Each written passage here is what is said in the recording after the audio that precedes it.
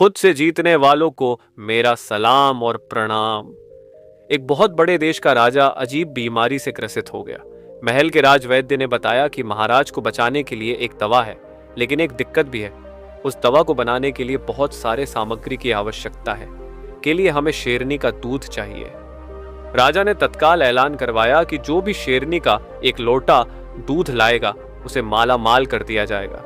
इनाम बहुत बड़ा था और हो भी क्यों ना। आखिर सवाल राजा की जान का था, पर कोई भी शेरनी का दूध लाने की हिम्मत न जुटा पाया, क्योंकि कोशिश करना भी मौत को गले लगाने जैसा था। फिर 2 दिन बाद एक दुबला पतला व्यक्ति राजा के सामने आया और कहा, महाराज, मैं आपके लिए शेरनी का दूध लेकर आऊंगा। कृपया मुझे 4 दिन का समय, 12 भेड़ें और साथ में जंगल जाने के लिए 4 सैनिक दीजिए। यह सुनकर सब हैरान रह गए कि इतना कमजोर व्यक्ति शेरनी के सामने जाने की हिम्मत कैसे कर सकता है। पर कोई और विकल्प न होने के कारण राजा ने व्यक्ति को सारी चीजें उपलब्ध करा दी। सटीक योजना। व्यक्ति सैनिकों और भेड़ों के साथ जंगल पहुंचा। सैनिकों और भेड़ों को कुछ दूर ठहराकर वह शेरनी की गुफा के पास गया और गुफा के बाहर भेड़ बांधकर खुद पेड़ पर चढ़कर बैठ गया। शेरनी बाहर आई और भेड़ देखते ही उसने शिकार कर लिया। फिर कुछ देर बाद व्यक्ति ने दूसरी भेड़ बांध दी। जब शेरनी को फिर भूख लगी तो उसने दोबारा भोजन कर लिया। अब व्यक्ति हर कुछ घंटों में एक भेड़ को बांधकर वहीं पास में खड़ा हो जाता। यह सिलसिला 3 दिन तक चला। पहले दिन शेरनी चौकन्नी थी। दूसरे दिन वह व्यक्ति को पहचानने लगी। तीसरे दिन तक वह बहुत सारी भेड़ें खाकर पूरी तरह संतुष्ट हो चुकी थी। तीसरे दिन व्यक्ति बड़े आराम से एक भेड़ लेकर शेरनी की गुफा में गया। शेरनी सुस्त लेटी हुई थी। व्यक्ति ने शेरनी पर हाथ फेरा, पर शेरनी शांत लेटी रही, क्योंकि अब वह व्यक्ति पर भरोसा करने लगी थी। फिर मौका पाकर व्यक्ति ने शेरनी से एक लोटा दूध दोहन कर लिया। लेकिन इसके बाद एक अजीब बात हुई। अजीब सपना। लौटते समय व्यक्ति को अपनी चतुराई पर बहुत खुशी हो रही थी। उसकी योजना सफल रही। इतना कठिन काम उसने बिना किसी परेशानी के पूरा कर लिया था। अब वह खुली आंखों से माला माल होने के सपने देख रहा था। रास्ते में रात हो गई। जैसे ही वह सोया, उसे एक अजीब सपना आया। उसने देखा कि उसके शरीर के अंग आपस में बहस कर रहे थे।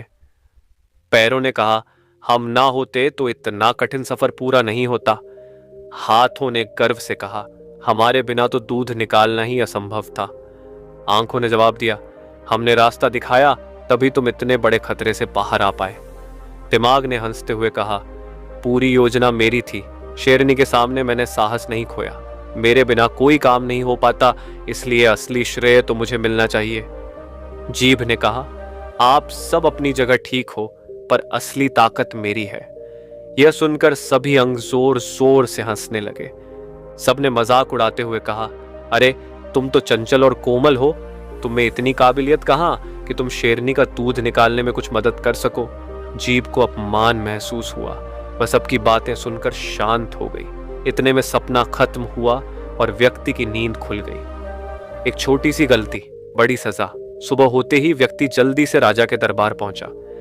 जैसे ही उसने दूध से भरा मटका देने के लिए हाथ बढ़ाया, वह बोल बैठा, महाराज, मैं आपके लिए गद्दी का दूध लाया हूं।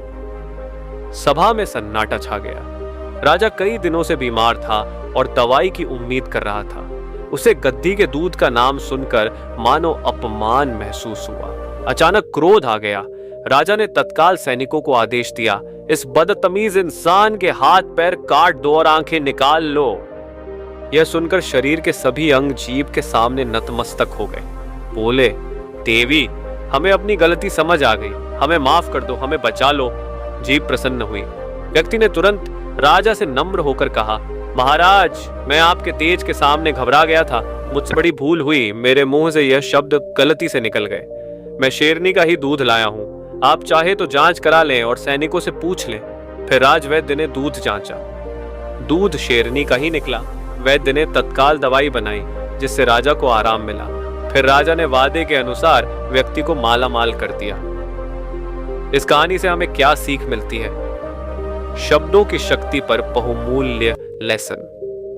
हमारे शब्द हमारी दुनिया बनाते हैं। सही शब्दों की शक्ति से हम अपना जीवन बदल सकते हैं।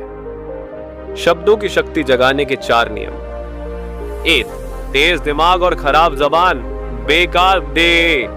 अगर आपका दिमाग तेज है पर जबान खराब है तो तेज दिमाग होते हुए भी आप इस जीवन में ज्यादा कुछ नहीं कर पाओगे। शब्दों में सृजन की शक्ति होती है। जो शब्द आप सोचते हो वही आपकी दुनिया बनाते हैं। 2. जो बोलो वो करो। जब हम बोलते कुछ हैं और करते कुछ तो धीरे धीरे हमारे शब्दों से विश्वास उठ जाता है। जब आप अपने शब्दों की ताकत पहचानने लगते हो तब आप इन्हें अच्छे कामों में इस्तेमाल कर सकते हो। 3 में पीठ पीछे मत बोलो। दूसरों की बुराई करना आपके शब्दों को व्यर्थ कर देता है। अगर आप किसी की बुराई करने की आदत खत्म करना चाहते हैं तो उसकी किसी अच्छी आदत की मन में तारीफ करें। 4. दयालु और विनम्र बनो। अगर आप दूसरों को कड़वा सच बोलते हो तो कड़वाहट रह जाती है पर सच खो जाता है। इसलिए सच बोलो लेकिन दया और विनम्रता के साथ। याद रखो, देना ही पाना है। जितना आप अपने लक्ष्य को दोगे उतना अधिक आपको मिलेगा। इसलिए शब्दों की शक्ति को समझो और अभी से अपनी जिंदगी बदलना शुरू करो।